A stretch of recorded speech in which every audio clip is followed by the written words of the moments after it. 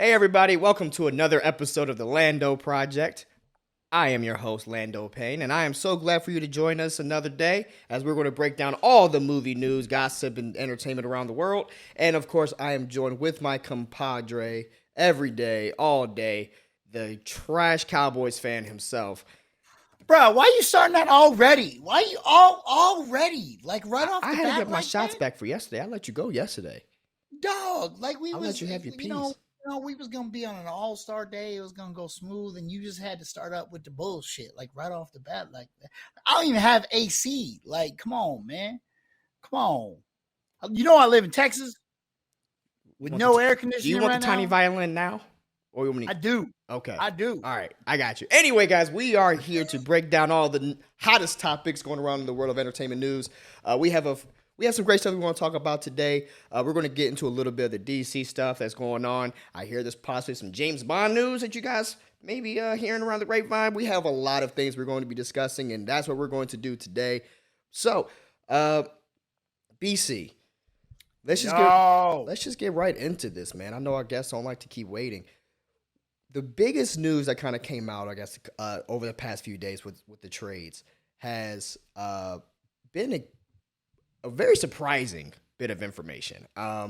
We've heard for the past few years now that the James Bond franchise has been looking for another replacement after Daniel Craig has decided to retire, and also with the last movie that came out, things have happened in the movie. And so, who is the next James Bond? This is the question that has everyone asking themselves. And one of the biggest casting choices that we have been wanting has been Idris Elba as James Bond. No matter who you ask, it seems like Idris Elba's name has always popped up when it comes to any kind of fan casting.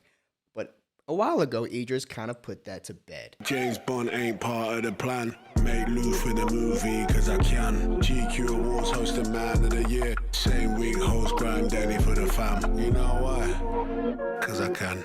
He said it's probably not going to happen.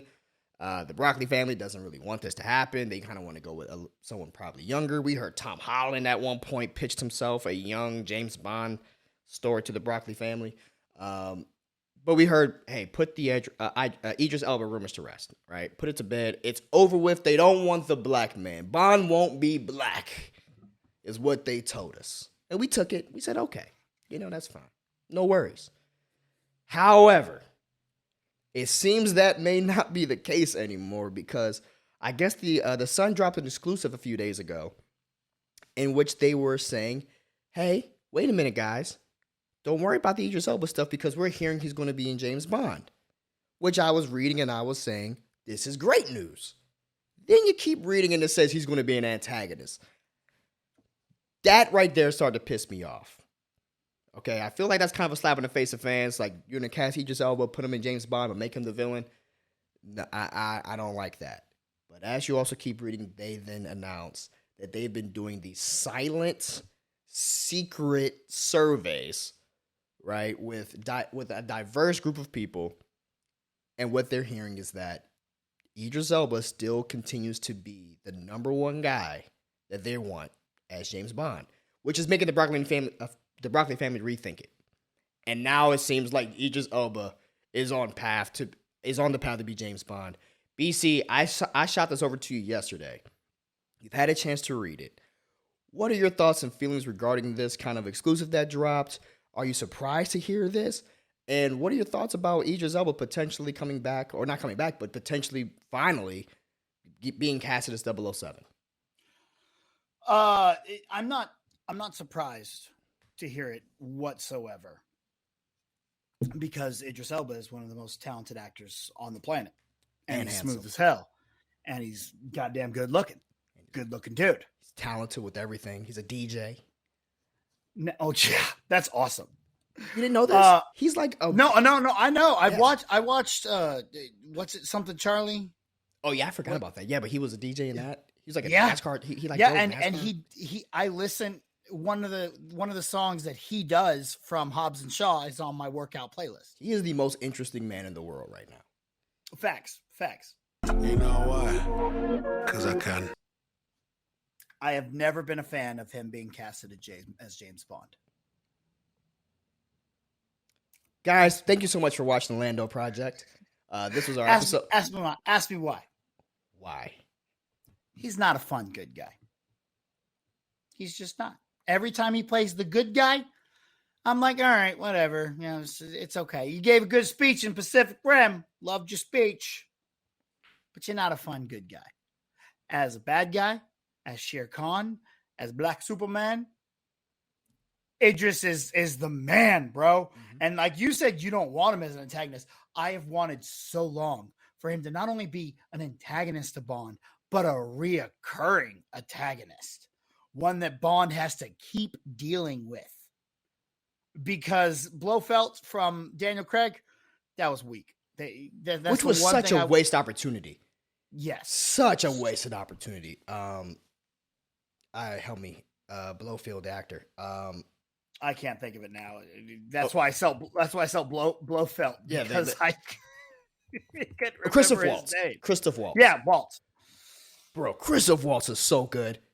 I don't know how they blew that opportunity to make him. He could have been a better Blofeld than the original. Yeah, but missed opportunity with him. But yes, I'm sorry. Continue. But yeah, I want to see Idris Elba as like the lead villain. You know, I love him as a freaking villain. He's so badass and intimidating and perfect. And not only that, he can also play a villain that you're also going to kind of be like, "Ooh, I see his point." You know, he's one of those people that can get you on his side. Yeah. I mean, he can do that for sure. Mm-hmm. However, I don't want that. I just don't want that I don't want to see him as a villain because half of the James Bond villains are very hit or miss with me. There's only quite a few villains that really have earned their place as the top James Bond villains. It's similar to Marvel. There's a lot of Marvel villains, but there's only like 3 or 4 we really like, or we really still continuously talk about to this day, right? And I don't want to see Idris go to James Bond and then get treated that way. Similar to like Krasinski as Reed Richards, right? Okay. That's how I would feel.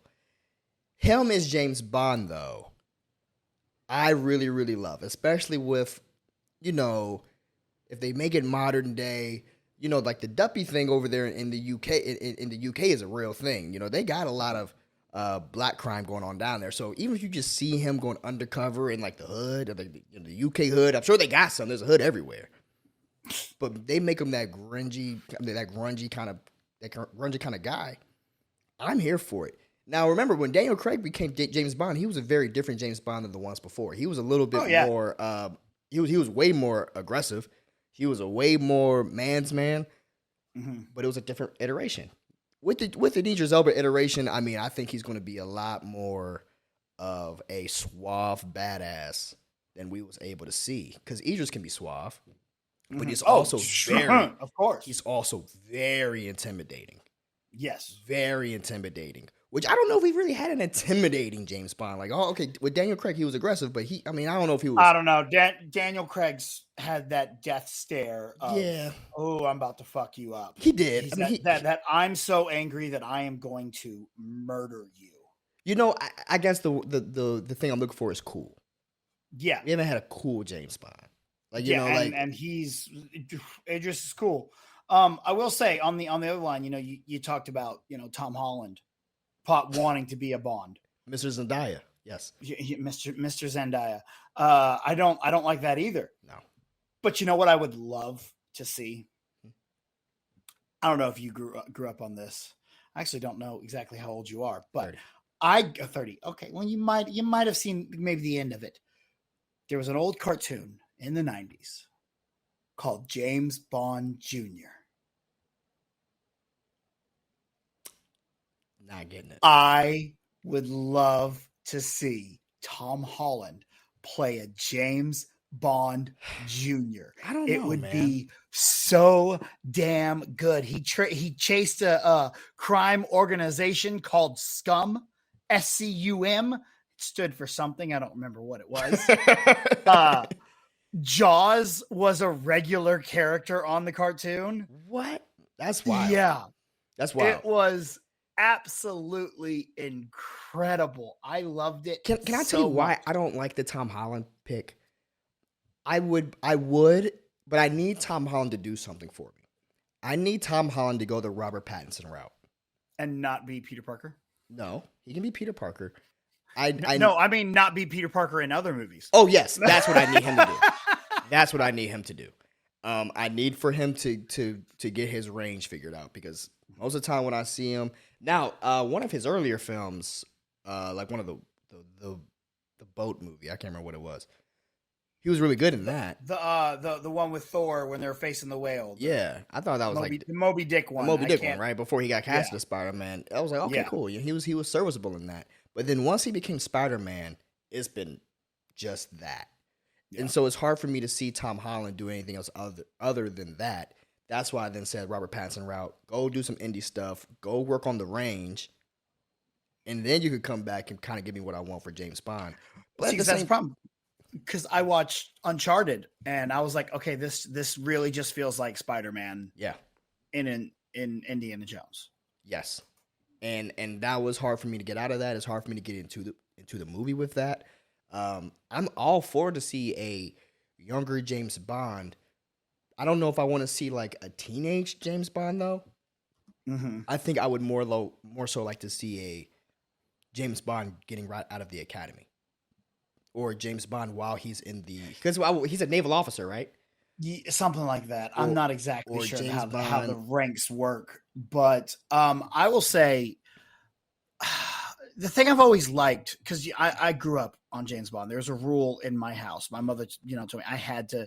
There's only one James Bond, and it's Sean Connery. Yes. Like that was one. My mom Same had here. many rules. Same here. And Sean Connery was the only James Bond until Pierce came around. Then my mom kind of go, okay, Pierce wasn't that bad either. Mm-hmm. But My dad hated Pierce.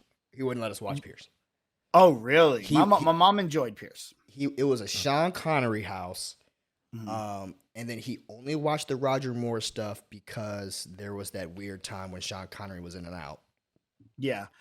I watched Roger Moore in secret. Like I wouldn't tell my mom that I went and rented. Shame on you.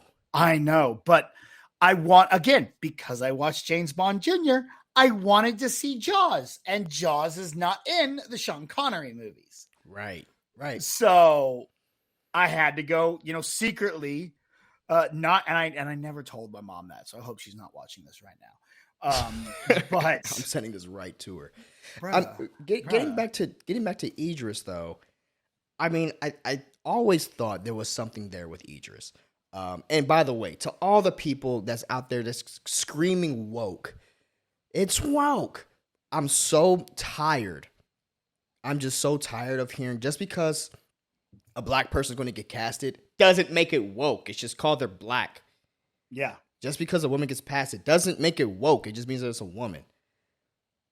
And I just hate this terminology being thrown around with Idris. Idris fits the bill for James Bond. Do you know what the bill is for James Bond? British. That's it. British and a guy. That's it. Facts. That's it. Does he fit those two? Yes, he does.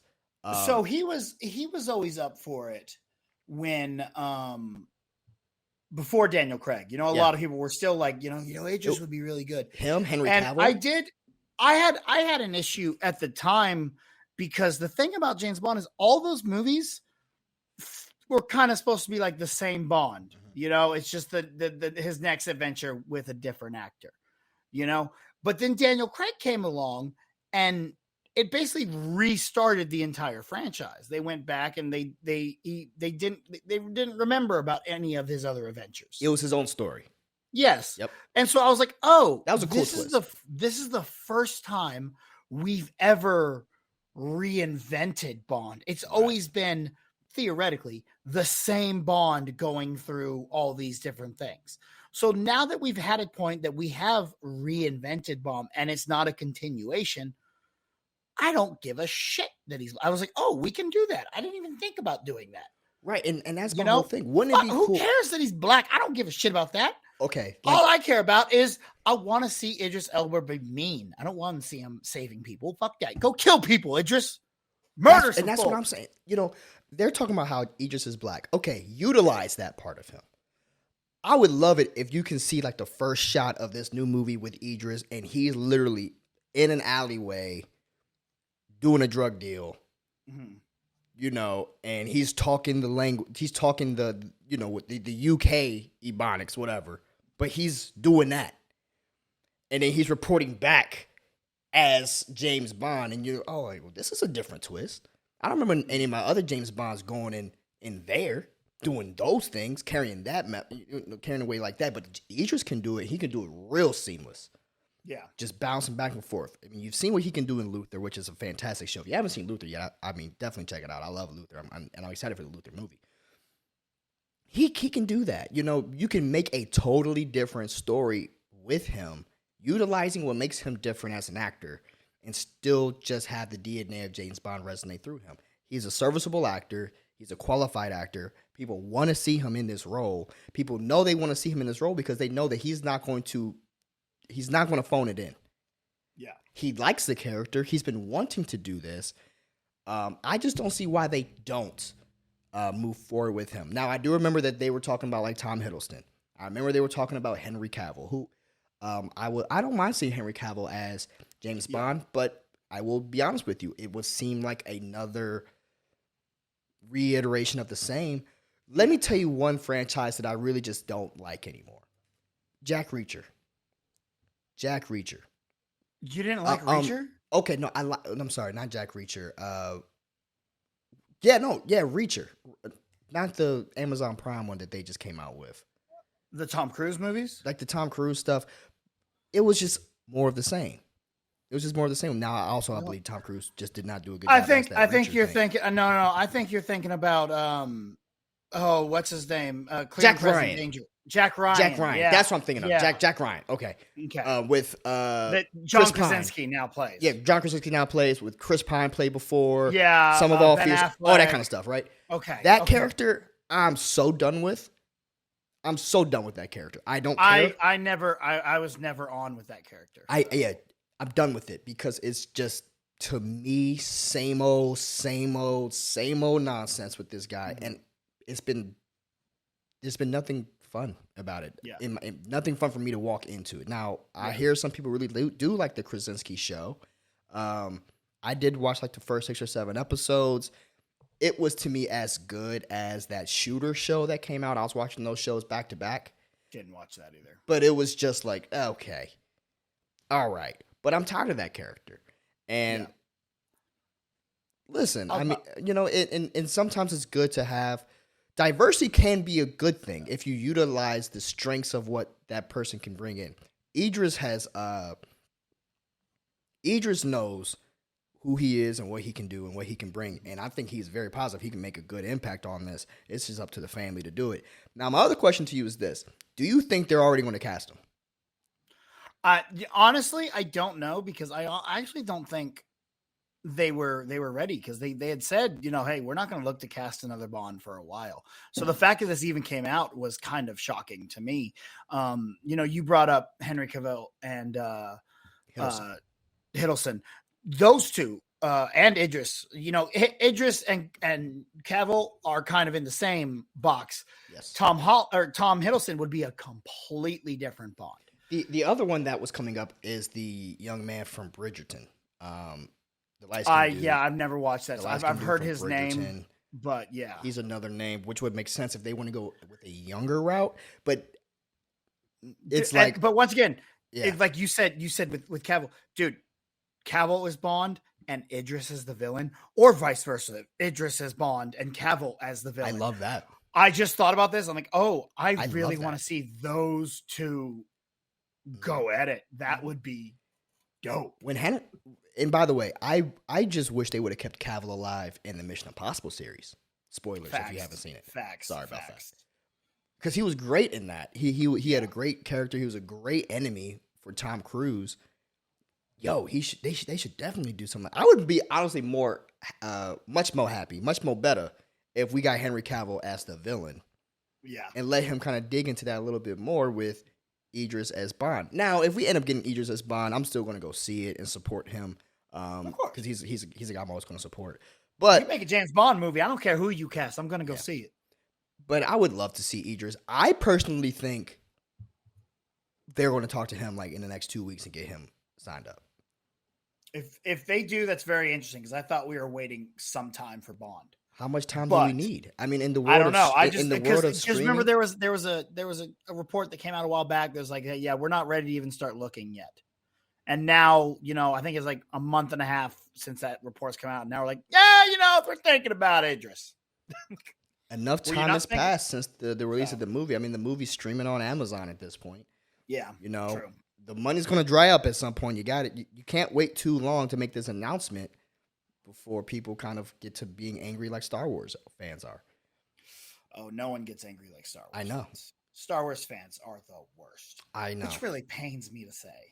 But, guys, what do you guys think about Idris being casted as James Bond? This is what our thoughts are. I personally am in the agreement that I think that he should be. BC would much rather see him as an antagonist. Which side do you stand on? We would love to hear some people. Leave those comments in the comment box below, and we'll definitely take a look at those. But moving on to our next topic, actually, we were just talking about the very last thing you said, because it was going to transition, but now I jacked up the transition. We were talking about Star Wars. Yes, we were. Yes, we were. We were talking about Star Wars. And actually, what came out, if you guys haven't heard, Star Wars is a galaxy far, far away, right? You have the Obi-Wan stuff that's coming out right now. By the way, we will be doing our Obi-Wan spoiler discussion tomorrow. I haven't had a chance to see it yet. Don't spoil it in the comments. But we did have some Star Wars news drops. We do know that Taika Watiti will be taking on a new Star Wars project, and he has some things that he wanted to say about it. And actually, this was an exclusive that he gave, and he has some really good stuff to say about it, which makes me very, very interesting. He says, look, I think for the Star Wars universe to expand, it has to expand. I don't think that I'm any use in the Star Wars universe making a film where everyone's like, oh, great, well, that's the blueprint to the Millennium Falcon. That's Chewbacca's grandmother.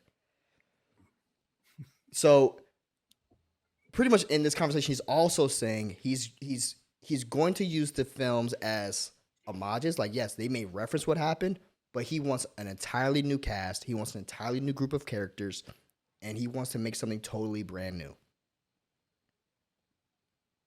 Do I have to say this? About fucking time. Bro, no, just the fact that he's like, you don't need to see the blueprint to the Millennium Falcon. I don't need Chewbacca's grandmama.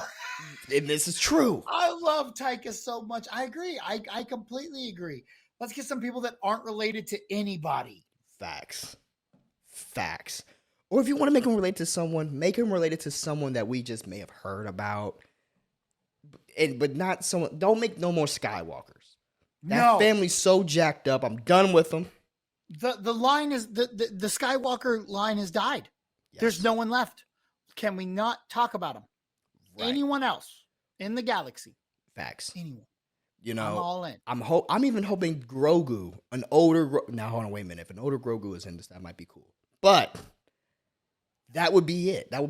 I want this thing to take place 100 years, 200 years after Rey buries the lightsabers and decides to take the Skywalker name, even though she's a Palpatine, and walk off into the desert, right?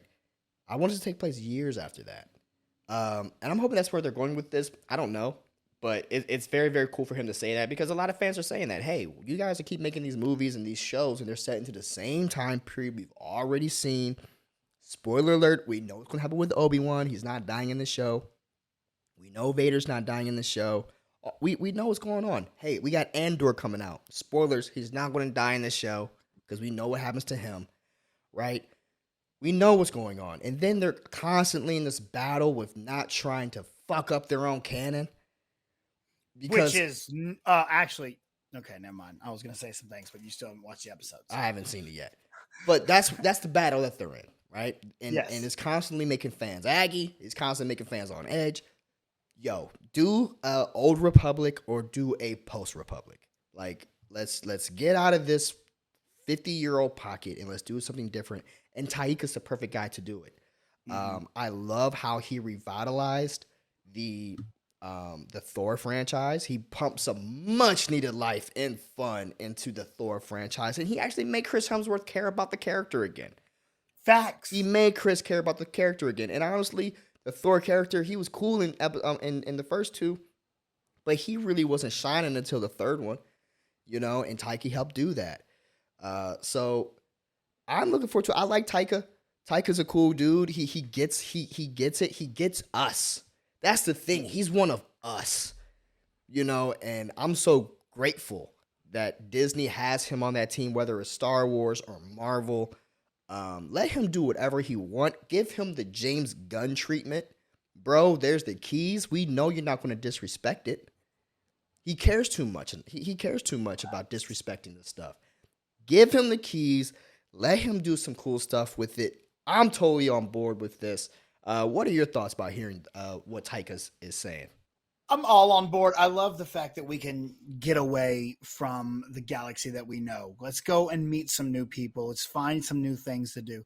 See, that's the thing, and not to compare Star Wars to Star Trek, but Star Trek has always done a good job of different eras in Star Trek, whether it's Enterprise, the OG, the original series, or Next Generation, or Voyager, Deep Space. They go to these different pockets, and you don't see a bunch of people that you already know. That's true, man. People talk about who's better, Captain Kirk or Captain Picard. Yes. And people have their allegiances. They ride with them. People ride with Kirk hard. Some people ride with Picard hard. And we don't have that in Star Wars, man. We just have, all right, I guess Obi-Wan is cool. Like, Luke is the guy. Yeah. Luke is the guy. And if it's not Luke-centered, then I don't know. But you're absolutely right with that, man. And I would love to see some differences. Let's get a new, stronger Jedi. Are the Jedi still around? Yeah, let's go find what is next for the Jedi. Yeah. What is the next evolution of Jedi? Like you had the Jedi Council, then you had, just Luke, you had his school going. What would his school have become? Would the Jedi still be the keepers of the peace in the future? What would they be looked at, in the future? Past the Republic, past Luke, past all of this. And for God's sake, don't put Palpatine in this show. Leave Palpatine alone. Like, my goodness, I love the Palpatine character. Sheev is the shit. Okay? I love Sheev. But leave him dead. Leave him dead. Leave him away. Hopefully, we're going to get some Darth Plagueis stuff going on with the new show that they're coming out with, the prequel show that they're making.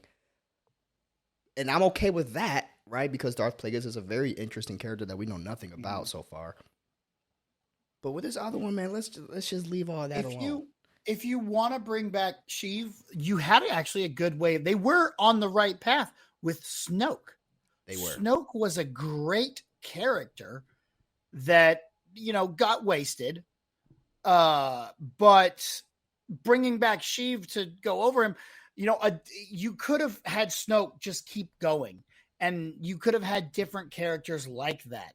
I don't mind the clone of Palpatine. Yeah. I minded the exact clone of Palpatine, that didn't do anything but sit in his little fucking thing and talk.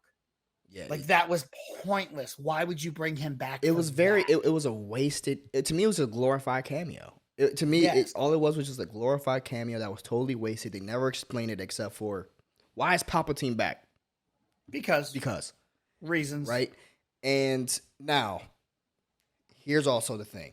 I'm conflicted. I don't know if I want them to make several movies for this Taika thing. Start with one, but make an outline. I don't want to feel disrespected as an audience member again when it came to the sequel trilogy. And I do believe that the fans were disrespected with the sequel trilogy and the fact that they didn't outline 7, 8, and 9. Right? I felt that was totally piss poor on the planning of Disney to just say we're going to shoot 7 and then make some shit up for episode 8 and then make some more shit up for episode 9. There was no clear plan. That was a disrespect to the fans that actually care about this product, right? If you're going to make several of these, make it a good standalone one, but you need to have an idea of how that story also wraps up. Just like George Lucas did. George Lucas always knew when he made those original 3, he already knew that the other 3 was coming, the prequels. But he did not know that when he made The Star first Wars. one. Yes, he didn't know that When it was not A New Hope, Star Wars. It was just Star Wars. I actually have a DVD that does not say Episode 4. It says Star Wars. Star Wars, original Star Wars. Yes, it's my favorite one to watch. Anytime someone has never seen Star Wars, or I show them that version of it, I'm like, no, we're watching this one first. It was the pre-special ed? Yep. Wow, that's good. So I love showing the original take of it to people, and if they like that, I'm like, okay, cool. First, we'll watch the rest of Star Wars. But yeah, like I don't even need you to outline future ones. Just get this one made, get it out, almost set it as its own standalone, and then look at what you did in that movie and outline 2 more from what you did, not what you said. Okay, we're going to do this, so we set this up. No. Make this movie, then look at your movie and outline possible futures, and then follow those. Right. I mean, I couldn't have said it Make better. one. That's how you do it. I'm in total agreement, man. I'm in total agreement. We need more conclusive Star Wars, I guess. Star Wars is one of my favorite franchises. I'm not a big Harry Potter guy. I'm not a big Star Trek guy. I'm not a big Lord of the Rings guy. I'm a big DC Marvel, and then Star Wars is my sci-fi lore that I dig into. Right. I'm glad. I'm glad. This is why you and me get along so well, because we're not Harry Potter people. I've watched them. I did too. When I was prepping for the Schmodown, I was gonna do Inner Geekdom. Yeah. And I was like, all right, I guess I have to learn these movies. So I finally sat down and watched all of the Harry Potter movies, and I went, wow. And I'm gonna look right in the camera, and I'm gonna piss off a lot of people, but these movies are absolute fucking garbage. Bite me. I will let everyone comment to BC about that one, because here's what I will say about Harry Potter. Shitty Star Wars is what it is. It is shitty Star Wars, but I will say this: I'm gonna give credit to Harry Potter here. I think that Harry Potter has a better story start to finish in execution. I don't. I think it's fuck. I mean, maybe execution. They slowly built up. I mean, they did what Marvel did better. Yeah, with Thanos, but that's something that Star Wars couldn't do. Star Wars to me dropped the ball. Is still struggling to do that. Right. But everybody except Marvel is struggling to do that. That's true.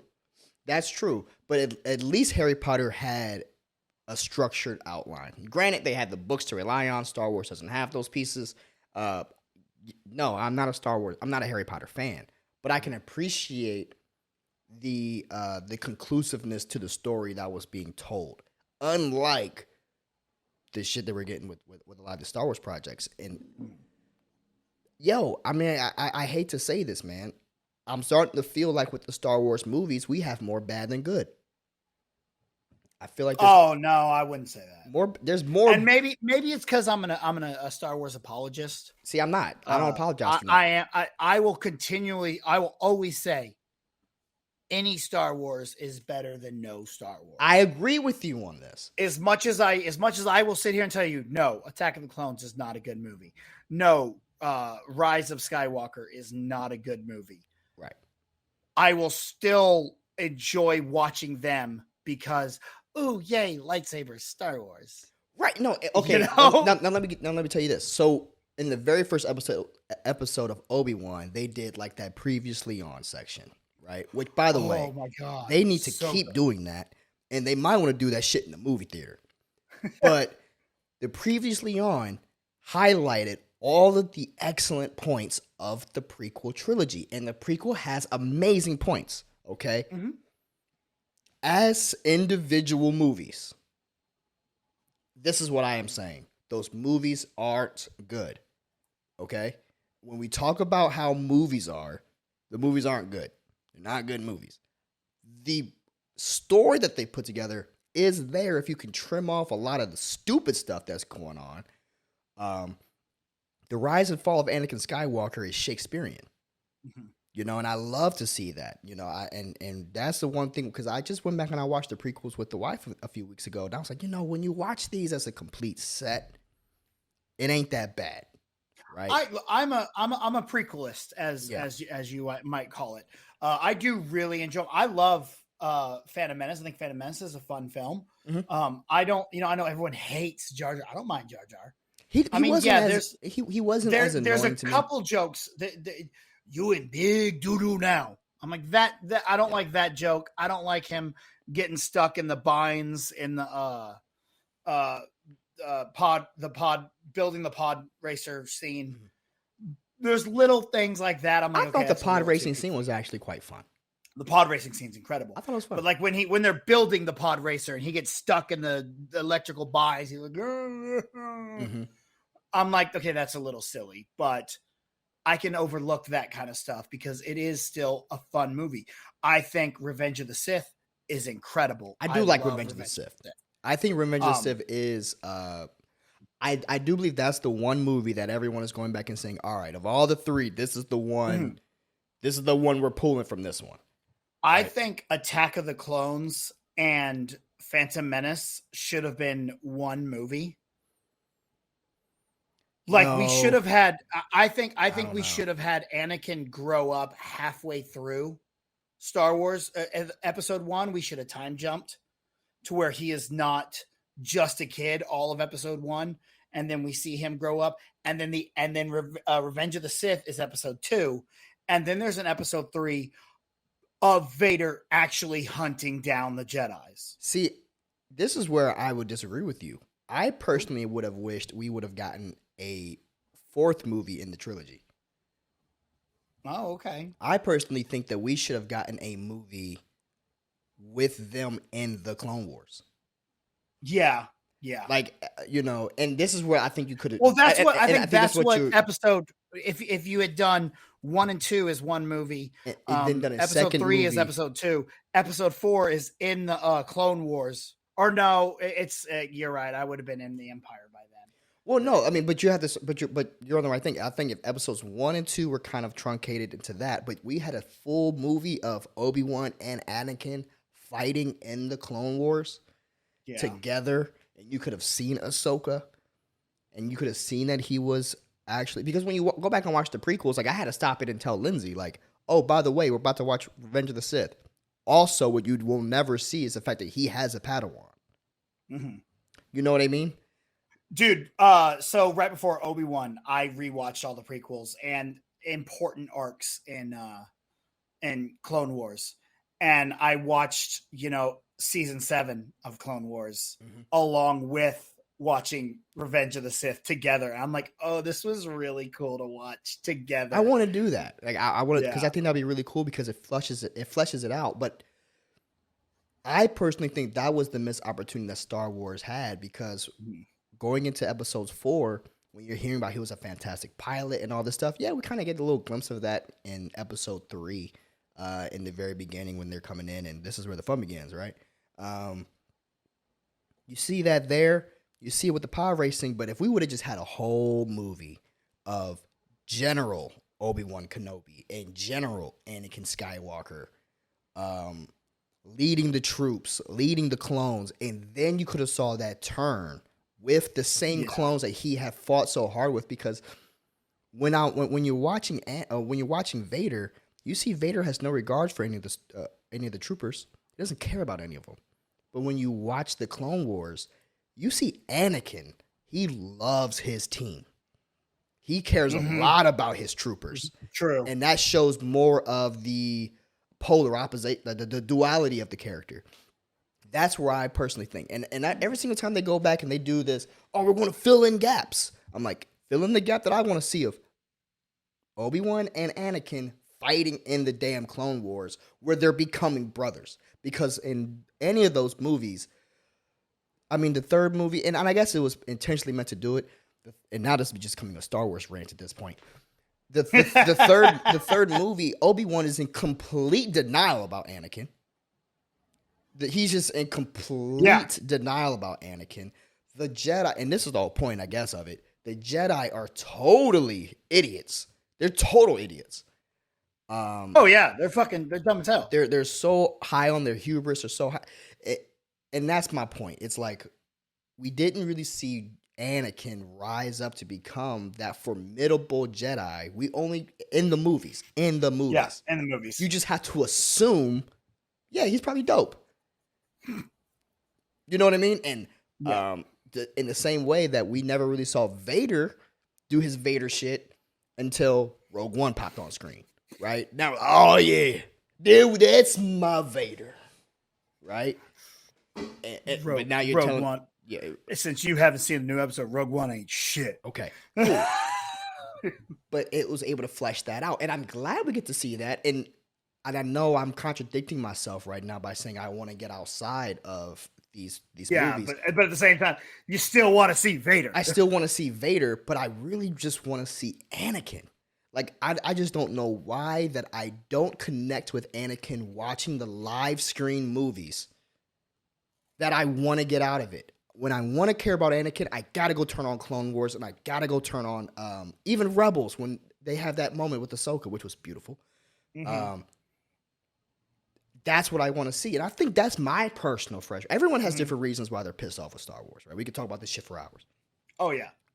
But again, and it's not like a negative thing about Star Wars. It's because we love it. I will constantly say it's because we love Star Wars, man. I wouldn't talk about this shit if I didn't. Poking fun at some of the dumber things in Star Wars is part of the love of being a Star Wars fan. Can I tell you something that I want to see? What?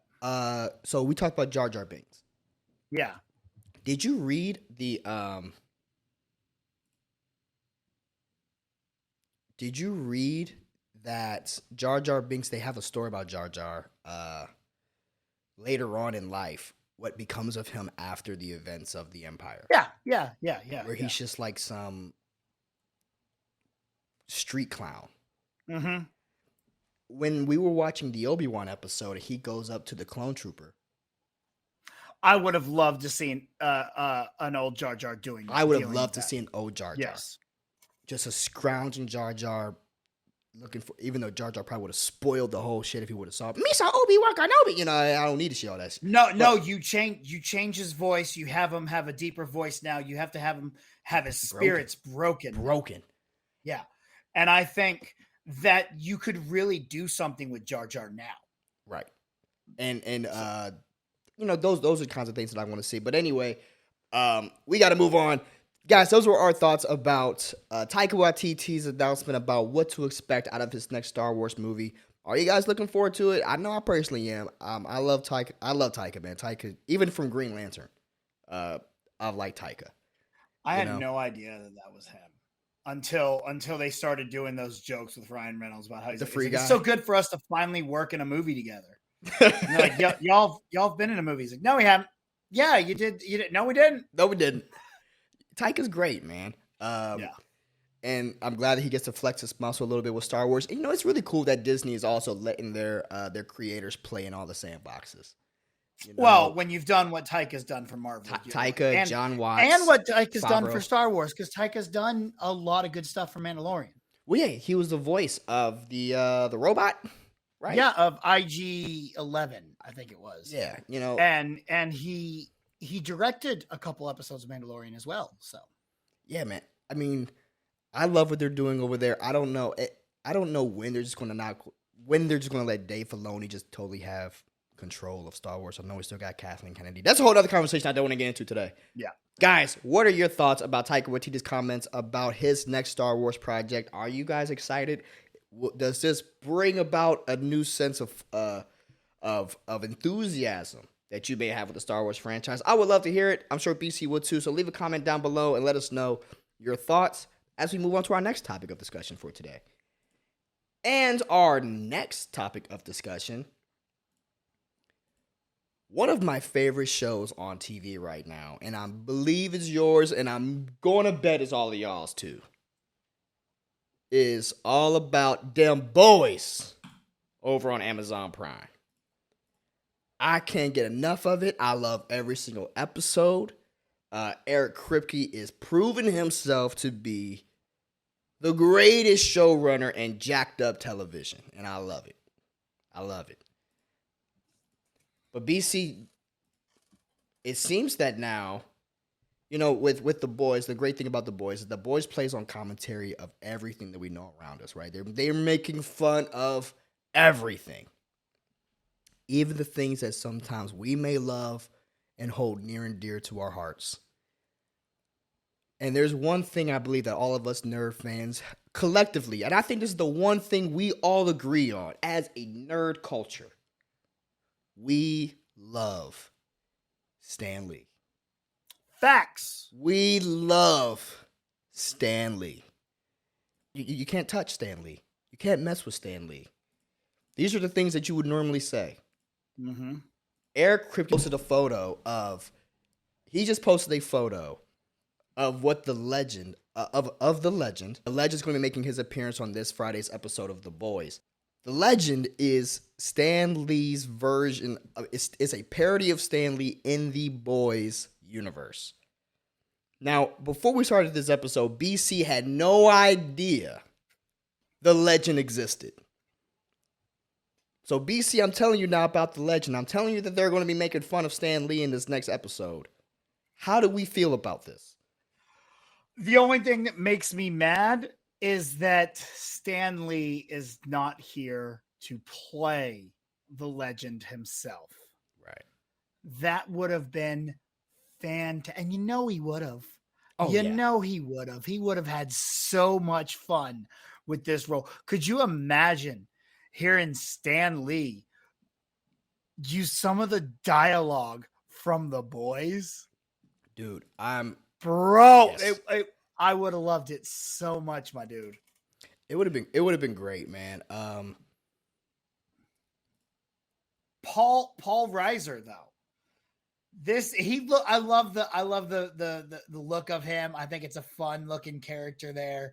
And yeah, see, here we have the animated or the actual one from the comics. I love it. It's great. He looks fantastic. This character looks so much fun.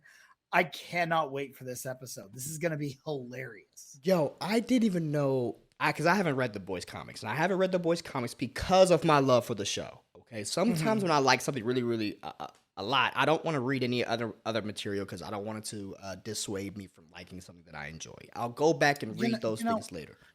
I learned that lesson a long time ago when I saw Get Rich or Die Trying, the 50 Cent movie, the semi-autobiography, and then I read the autobiography, Get Rich or Die Trying, and it was so much different than the movie. I was like, you know what? I'm never reading again. It ruins me. Now, 50 Cent's life is real jacked up when you actually read about it. But this is cool, man. This is cool. I know, and you're right. I wish Stan Lee was alive to see it because he would have enjoyed watching that. That is right up a Stan Lee's lane. We all know this. If you think it wasn't, did you really know Stan? Facts. This is something that would have been right up his alley, and I can only imagine the weird, twisted shit that they would have came up with to really make this character stand out. I mean, I can't even wrap my head around what they could possibly do. Everything that they've done so far has exceeded and rerouted all of my expectations up until this point. It's why I can't really do a reaction and give you guys a review off of the reaction because I normally don't have any predictions. The predictions is just normally like, I guess I just have to watch it. I don't know what's happening. Yeah, I'm not very good at pulling out predictions either. So I don't know what to expect from this. I'm super excited, though. I mean, this season has been, I think, the most diabolical season that they've had for sure. And I know they're only going to push the episode. The Hero Gasm episode is coming up in episode 6, which is the one that I'm really looking to see. But to know that we're going to get the legend appearing in this is going to be pretty cool. I did a little bit of research on it. So if you guys don't know who the legend is, Pretty much the legend. They say made his first appearance in The Boys #7. His real name is unknown. They don't know, but they say he's an unofficial member of The Boys in the comics, and he works as their informant. He lives under a comic book store. Oh, that's even more interesting that he's a member of The Boys. He's like an unofficial member. So he's not with Vought, he's with The Boys. Yeah, unofficial member. Kind of like how Mallory is, like that's even more interesting, and even it makes me even more sad that we don't have Stan Lee to play the character. Yeah, facts, man. It continues to say he lives under a rock, under a comic book store, and is a former comic editor and writer for Vought American's Victory Comics, a job that gave him an encyclopedic knowledge of all of the soups working for Vought. The legend. That's hilarious. Let's go. I'm so on board. I'm on board. Let's this is gonna be great. I cannot wait till Friday. I didn't even know we were going to get any teasers for that. I mean, I don't like to watch the teasers anyway, but I don't either. This was just a tweet that they put out. They just say a legend is showing up Friday with that picture that I showed you. Dude, I'm excited for this. I think it's really cool. I just think it's nothing but cool, to know that nothing is off limits. I mean, obviously you saw the Marvelous Mazes, Inclusive Kingdom, the BLM, BLTs that they've had in the past episode. Did you see that? At the Carnival Fair thing, they had the Maze Inclusive Kingdom. So they're making fun of the LGBTQ community right there. Then they had a food stand that said BLM, BLTs. Everything that they know is going to trigger some of y'all, they're just like, yo, we don't care. We don't care, man. And I'm here for it. So Stan Lee. Yeah, you know what? You know what's funny? So I live in Texas. All right. I got a bunch of stupid Republican friends. Mm-hmm, mm-hmm. You know the types. But they're on both sides, guys. They're on both sides. It's funny watching. Everyone loves The Boys. Yeah. And so even my gun-toting friends, who are like crazy gun-toting friends, are like, oh man, this is so good watching Gunpowder. I'm like, they're making fun of you. No, yeah, they are. They're like, whatever, it's so good. Of course, that's our guy. Well, you see what happens to him next. Right? I'm like, yeah, he's a bad guy. And you're just like, yeah. Listen. Fucking idiots. And I'm glad this show is woke. I'm glad this show is woke to include diversity, including the crazy NRA people. They're taking care of you too. Because they're so woke enough to make sure they're including you enough in their diversity. That's a good callback you did. I like that. There you go. I fucking like that. There you go. No, man, I just love it. I mean, this Stanley thing is great. I mean, there's no one else that they could have done that would have hit the same way. And I think for a lot of fans, they're really going to appreciate it because we're all comic book fans watching The Boys. We all know Stan. We all love Stan. We know they're not being disrespectful in any kind of way. They're going to probably be disrespectful on the show, but but that's their right to do it. And honestly, go as hard as you can. You know what? That's fine. B is disrespectful because The Boys is starting to become something a little bit like South Park. All right, South Park is uncancelable. Yes, no matter what they try, and and again, this goes back to my Jersey Shore love. Snooki said it best when they asked her how she felt about South Park making fun of them. She's like, I made it. I'm somebody now. If South Park makes fun of you, you're somebody. The Boys is getting into that territory already with only 3 seasons of, if you're getting made fun of on this kind of, it's congrats. You've done it. It's a similar thing to when I'm a hip hop head. When Eminem used to just diss people all the time. Yeah. He used to diss people all the time. All the time. It was like, okay, you're becoming somebody. I'm going to start bashing on you now. Exactly. Now, I love that he now holds back because now he's like, if I bash on somebody, then I actually make them a star. And I don't really want to do that. I mean, he has done that. But yeah, he's like, so now he's like, I'm not going to bash you till you say shit to me, and then I'm going to end your career and make you go join pop rock. because you can no longer rap Machine Gun Kelly. He's probably at the NRA convention, man. No, I'm excited for this. I am. I'm all in, bro. Oh wait, hold on. Do we have actually? Hold on. I might have an image for you. Of Paul Reiser as the character, yeah. Of the character. Give me 1 second. Let me pull it up. Yeah, I thought you were already gonna post that up. Yeah, that's definitely. I was looking at that one. No, hold on. I'm just not seeing this. Hold on.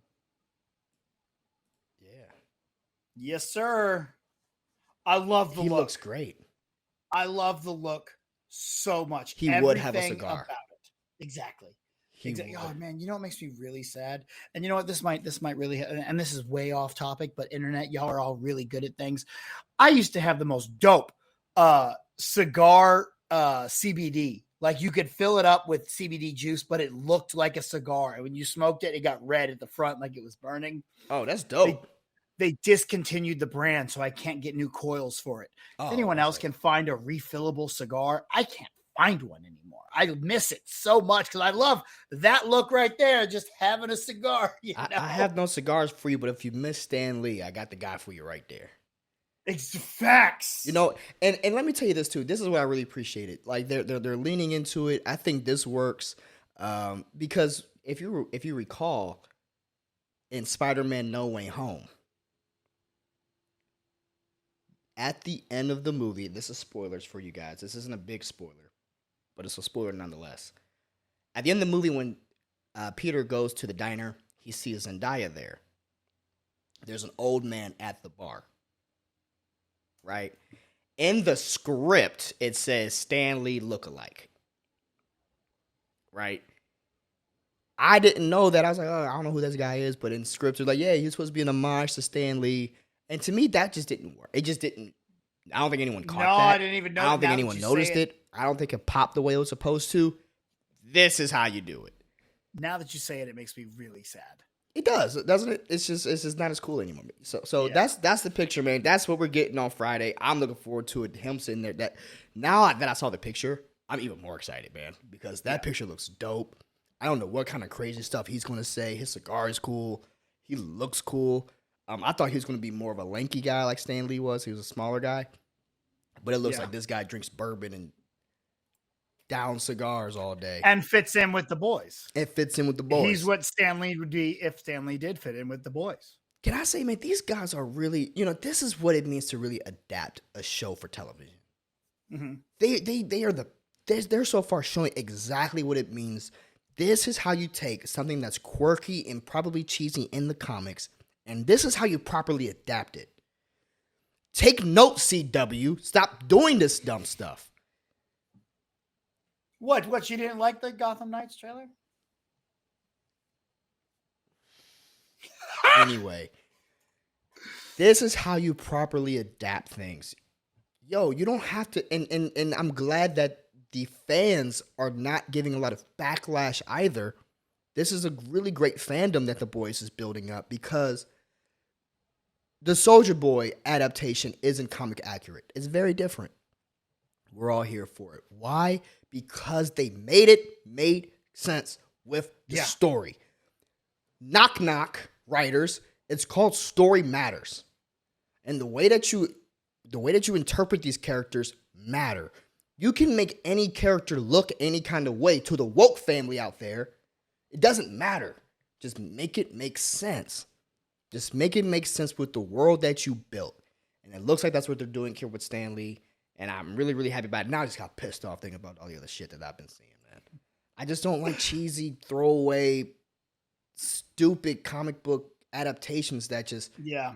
It doesn't correlate. It doesn't make sense. I love comic books. I read a lot of comic books. I collect comic books. I get them framed and everything. Not everything in a comic book will work for television.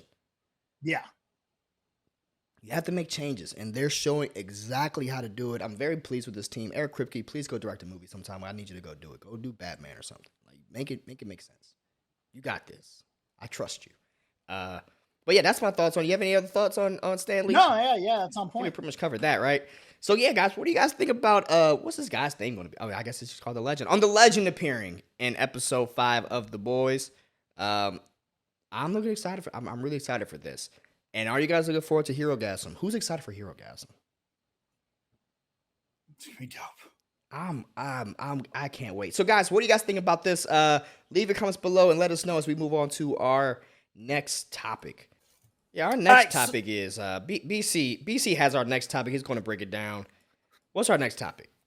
So, there's a lot going on within Warner Brothers Discovery right now, and this is a weird topic because we're not the news. We're not here to talk about crimes or things that are going on or stuff like that. We want to talk about entertainment. We want to talk about movies, but these worlds are colliding, and the things that are happening off screen are affecting the screen work. So we kind of have to talk about it. As much as we don't really want to give publicity to wrongdoing, things that we don't want to see, but at the same time, there's a lot of questions around with Amber Heard and Ezra Miller. And we don't want to get too much into the situations with Ezra Miller, but we do want to talk about what is going to happen with the state of DC. There are rumors going around that Amber Heard is being cut and recast from Aquaman, and then Variety has come out and said, no, that's not happening. So, really, I just want to know, we look like we're in an okay place with Black Adam, but we still have so many questions surrounding Aquaman and The Flash. And these are movies that you can't just scrap. So, I guess, Lando, my question is what do we do here? Do you think they need to recast Amber Heard? Do you think, what do you do with The Flash at this point in time? Okay. So yes, BC, you said it correctly. And I have to echo that. We don't really want to talk about the legal stuff on this show because that's out of our depth, to be completely honest and frank with you. We want to try to report the news as we see it, also with some level of competence. And when it comes to legal proceedings, I'm not going to lie to you. I don't know it. I don't know it. It's not our bag. We like to talk about movie news because it's what's fun. The Amber Heard, this whole Discovery WB thing is hitting a boiling point. I think it's hitting a boiling point, and I really feel for first and foremost the cast and the crew that worked on Aquaman 2 as well as The Flash. Yeah. Unfortunately, what's going to happen is people aren't going to want to support these movies and these projects. I know you didn't really bring too much about Ezra, but you been speaking about Amber. I'm just going to lump it all together. Yeah. People are going to feel conflicted to spend their hard-earned money on the project when you have these two individuals doing the things that they're doing or caught up in the drama that they're caught up in. And it's a discredit to all the work that was done, the hours. I mean, the hundreds of hours that went into video editing, the hundreds of hours that went into to graphic production. Hundreds. You could probably get up into thousands millions, man, with The Flash. Yeah. How long has that been? People been working on that project. There's so many more people that work on these other than this one person and this one person. Mm-hmm. So what do? I believe that the Flash situation is a lot more difficult to handle. Yes. Than the Amber Heard situation. I honestly don't think there can really be a boycott of Aquaman. Because the Amber Heard situation's one thing. Like, okay, we don't Amber Heard. We don't like her. She's you're dumb. I don't see her on press tours. No. I don't but see her. That's the extent of it. It's just like, we just don't like her anymore. I don't think you so recast her. I think Aquaman 2 is in a safer position, but still raises the question of what do you do? Are you going to try to recast Mara for next movies? If so, can you do that for this one? What are you, if you're Zaslav? Yeah. What do you do? Let's start with Aquaman. Aquaman first. If I'm Zaslav with Amber, I let it ride. I think you let it ride. I know that's not the popular decision, but I think it's the smartest decision. Aquaman is $150 million, $200 million production. Okay. Either you just cut her out the movie if her scenes don't work, which when Walter Hamada did testify into the court, and I did watch a little bit of it, Walter Hamada did testify. He said the reason why they cut her scenes back for this project was due to her chemistry on screen with the lead Jason Momoa Aquaman.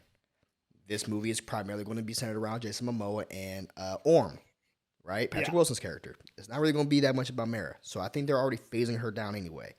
So exactly, and I think that worked. And going forward, you see the reception you get from Amber Heard in this film, and if it is bad enough, you can recast in the next one, and I don't think you lose really anything. I think Aquaman is definitely in a safer position. Now that I am okay with, only if this happens. Amber needs to honor the judicial process. I watched the trial. I had my feelings on the trial. If you want to know what those are, I'll tell you. But the trial is over. The verdict has been issued. My issue now is that she's now saying that the trial was rigged or the trial was wrong. Oh my God, is she really? Well, she's not saying it's like she's going to appeal it. They're trying to say that the way they selected the jurors was wrong, and that's my issue as an American here, as someone that wears a uniform to protect the constitutional rights. The judicial process is the judicial process, and I don't want to see the integrity of one of our larger branches of government tossed aside, right? That's my thing. So I would just like it if Amber wants to appeal, then say you're going to appeal, and go ahead and do that. But continuously just talking about this and saying that, to me, you're just continuing the defamation. Yeah, that's really all you're doing. You're continuing the defamation, which you got held accountable for, saying that you was defaming Johnny Depp. That's what they said to you. That's what they said to you. Your op-ed defamed him. Now you're coming out. You're continuously doing that. Still till this day, where she's saying she still believes everything in her testimony. Cool, fine, you can. But if she's going to be in another Aquaman, she's going to actually have to hold herself accountable and her actions, which she has yet to do. Swallow the pill and move on. I'm all for second chances. I'm all for third chances. But the person deserves it once they're humble enough to deserve it. Yes. And if she's lacking that, if she can't lose with humility, then I do believe that WB, if I'm Zaslav, I'm just saying, yeah, sure, you'll be in your 2 scenes in this movie, but we got somebody lined up for the next one. And then I do believe that you recast, which wouldn't even be a bad thing if they did recast in the next Aquaman 3, because here's the cold hard fact truth. The one movie that she was in, Justice League, was a panned movie. No one really cared about it. The Zack Snyder Cut movie isn't continuing on anymore unless Zaslav decides to make that a thing. And even in the Aquaman movie, her chemistry was terrible. Yeah, her chemistry was terrible. I mean, I'm not going to say it was Natalie Portman terrible in every franchise that she's in, but it was still pretty bad. And it makes sense why they cut her role down. So yeah, I say you recast with someone a little bit more impactful that can get with the cast and crew better. So that's my thoughts on Amber. Yeah, I'm completely on board. I agree with everything you said. So yeah, that's where I'm at with Amber. I just really wish Amber would get her lawyer to stop talking about this, and she needs a new lawyer. She needs a new lawyer. She needs a whole team. Now, Ezra. But yeah, the big problem comes in the fact where you have the Flash, where you have Ezra Miller, who is playing not only the lead of the film, but multiple versions of his character in a film that you've already sunk a lot of money into, and this is your reboot, is basically setting up your entire studio. Yeah. The whole new DC studio project will be set off of what sets up in the Flash. So how do you do this? What do you do? Do you sink another $200 million to refilm all and re-edit all this? It's very easy to say recast and reshoot as fans, because we're not the ones writing a $200 million check. Facts. 200 mil is a lot of money. Yeah. And here's the thing. Warner Brothers doesn't owe you anything to appeal to your feelings about Ezra Miller's bullshit off screen. Facts. They owe you nothing. Zero, zilch, nothing. Okay? But what do? I mean, at this point, we know Ezra Miller will not be returning as the Flash post-point The Flash. I think theoretically, we still haven't heard a single word. Warner Brothers has been silent, and this is the anyone. issue that Warner Brothers is facing. Their silence on the matter is really what's hurting them, in my opinion. It's different than the Johnny Depp situation, because I also hear people saying, "Well, they fired Johnny Depp so quickly." They weren't done with the movie. Like when they when they were making that movie, they just started shooting the movie, so it was easy for them to say, "Take him out, put him back in." It's different for that movie than it is for these particular two instances. Because these are filmed, they're in the can. They're in the can. They got trailers. I mean, they got trailers out with this shit. And you're right. Ezra's in this movie. He plays 2 or 3 different characters. Who knows how many characters he'll play? You know, essentially, this is like replacing Spider-Man. Yeah. You know, it's huge. It's just not a small thing. I do think you end up recasting him for a future Flash film. I'm not going to lie to you. I guarantee you that they've probably already hired a graphics team to try to see if they can deepfake this stuff. Yeah. And try to do it that way. And I think they're trying to see how well they can make that work. But I mean, okay, so let's say they do that, and they deep fake Ezra all throughout the whole thing. It'll look terrible. You watching it, do you forgive that? Do you just overlook it? No.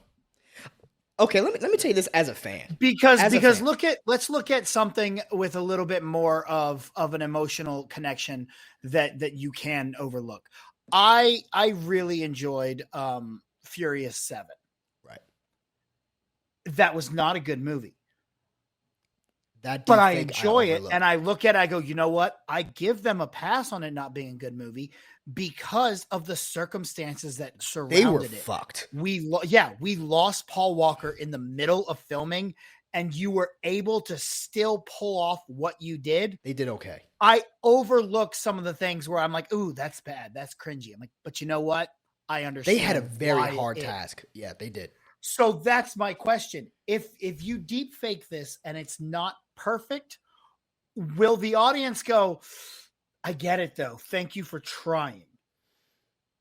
You know, that's the question. I think they'll be pissed. You know, I'm not gonna lie. And I think this is a very unpopular opinion. I think you just ride this out with Ezra, but I think you make a statement.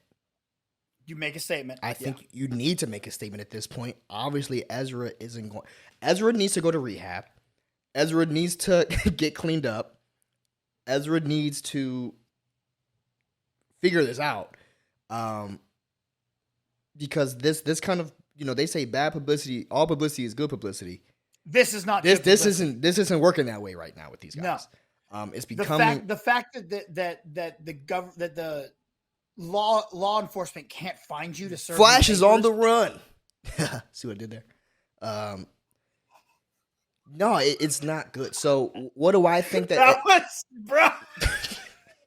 How I haven't heard that anywhere yet is amazing. Now that I think about that, oh my god, he's literally on the run right now, man. He's on the run. He's evading the cops. He got the ops out for him.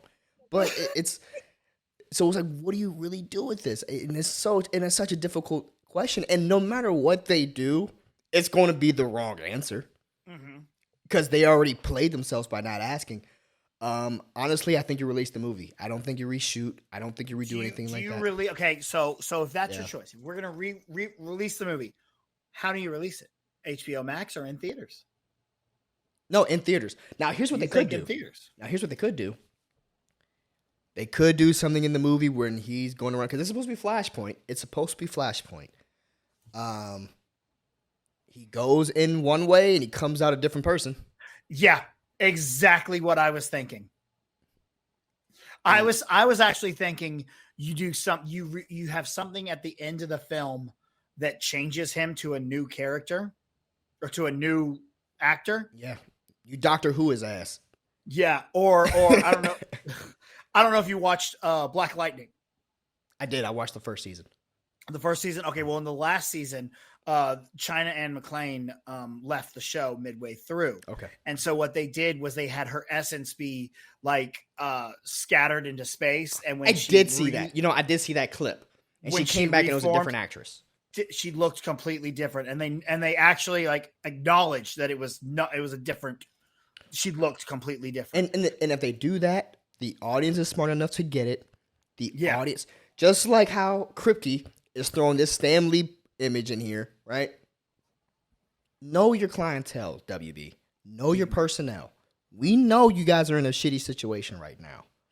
Throw them in a portal, make them come out as the Jonas brother, sure, whoever, and then we'll take that, right? I mean, because we know your back's against the wall. We know it's, like I said, when you're just shooting these scenes, you need a team of people. This is hundreds of people just to go back and shoot a reshoot. So it's not that easy. Just like, go reshoot the movie. It's not that simple. Michael Keaton is a very busy man. Another good idea would be, if I don't know how many different versions of Ezra are in the film, but maybe you can just change one of the versions to whoever your new Flash is. And then at some point, the main Flash becomes that new version. Maybe. But I do think it will work really, really well for the movie if at the end of the movie we're introduced to a new Flash. I think that will be a very good bridge, for what they have to do. Or even if he's going through the Speed Force, he's getting jacked up or he's getting morphed. You're dealing with the multiverse here. Make some shit up, right? Yeah. Just reach in the bag, grab something out, say magic around it, and call it a day. Say magic around it, boom. And I think that's what they should do.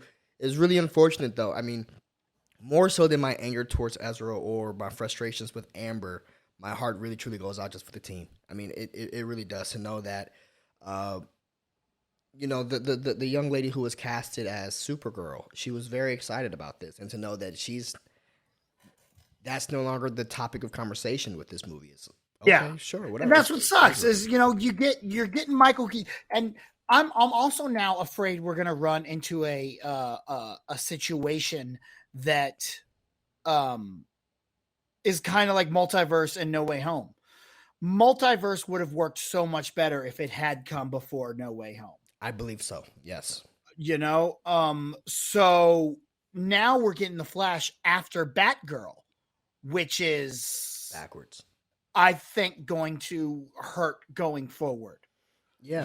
It's these little compromises. They're slowly making more and more compromises to what they're doing to the point where it's actually affecting the audience and how they're receiving. I mean, it would have been better to see Batman and Batgirl after the Flash, because now we got to see Michael Keaton's glorious reintroduction back into this world.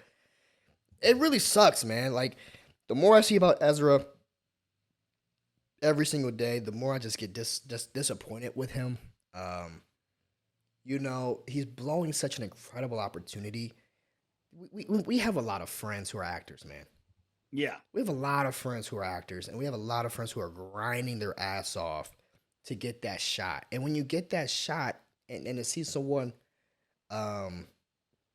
abusing it, right? Abusing that chance, it's just disheartening. And then to know, like I said, it's affecting the editor's work, and it's affecting the visual effects artists, and it's affecting the costume designer's work. I love the outfit that he was wearing in this new movie. We're not going to talk about that anymore. We're just going to talk about Ezra, right? Which is unfortunate.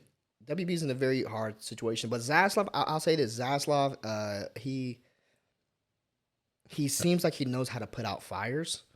Yeah. And I guess this is the newest story that has taken place since he's really had his hands into the DC Warner Brothers stuff.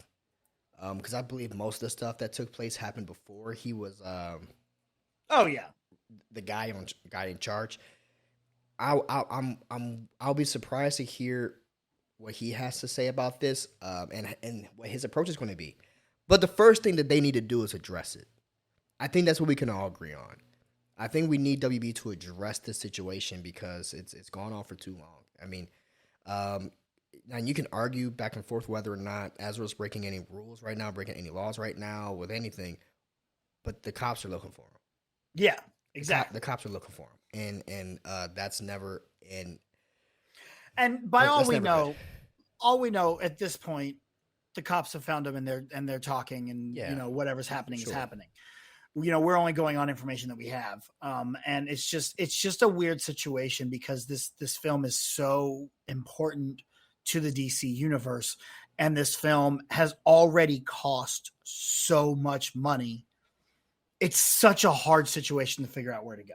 Yeah, man. I don't envy them over there at all. They have such a hard, difficult task, and no matter what they do, they're going to get blamed for it. If they they're going to get shit somewhere. Yeah, if they decide to keep Ezra, which honestly is the most likely option, they're going to keep Ezra for this movie and recast him afterwards. Guys, if you're not anticipating that, you might want to buckle up because that's going to most likely be what's going to happen. And you're probably only going to see Michael Keaton on the press tour. Yeah, I mean, and Supergirl, the young lady playing Supergirl. Hell, they might ask Ben Affleck to have more of a role for the press tour. Well, did you hear that? I did hear. I mean, I don't know if it's a rumor or not. I don't know, but I heard something about they backed a Brinks truck to Ben Affleck, asking him to reprise his role some more after this movie. But I would love it. I would. Ben Affleck is one of my favorite Batman. So he's one of mine too. I mean, I got the guy sitting over there. He is to me my favorite. The Zack Snyder version is my favorite iteration of Batman. I don't want to talk about the Justice League Batman stuff. That shit was so. I think he's the most complete Batman we've ever had. That is where I agree with you. I agree with you on that. So they may ask him to have more of a hands-on with the press tour. Now there is also the case of if they just completely reshoot. They could do a complete and total reshoot depending on how much of it was in front of green screen and how much they can work as far as movie magic goes. So much, but it's a lot of money. And will that movie? The movie's not going to make its budget back. No way. If you do that, there's no possible way. It depends, man. I mean, I if they do reshoot, they put together a really good trailer. Movie's good. It could make its money back. I think people will go out. I mean, it depends on how much you then go and sink into marketing. Yeah, because if you sink so much more into marketing again, it's just. Yeah, I mean they have a very tough road ahead of them. Either way, guys, I don't believe that Warner Brothers makes it out of this unscathed, and it's a very unfortunate. I haven't seen a company have to deal with this on a consistent basis like Warner Brothers has had to deal with on such major properties for the studios. It's a weird one, man. If it was just Amber, that's one thing. If it was just Ezra, that's another thing. But they got several DC movies in the pipeline when they're trying to completely revamp their DC universe. But hey, guess what? We got Black Adam coming up in October, so that's all that matters for me right now. Mm-hmm. So we'll look forward to Black Adam. Guys, what do you guys think about the Ezra Miller, Amber Heard, DC Discovery drama? It's a lot of it. It's a lot of drama going on. So we'll keep our ears to the streets and see what's going on with that. But that's what our thoughts are. What are yours? We would love to hear it. Shoot us a message in the comment box down below, and we'll make sure we get to that. But yeah, guys, this has been the episode. We really do appreciate you hanging out with me and BC today as we broke down some of the topics. Please join us. Follow us on Instagram. Follow us on Twitter. I'm at the Lando Payne. BC, where can they find you? You can find me on all social medias at The Grind Calls. And also don't forget to check out thegrindcalls.com where we answer the call to bring you pop culture positivity, celebrating the things we love. Lando Project, baby. This was fun. I had a great time. As normal. I hope you had a great time too. If you haven't yet, hit that like button, hit that subscribe, and share. Throw some in the comment section, and we will see you guys tomorrow.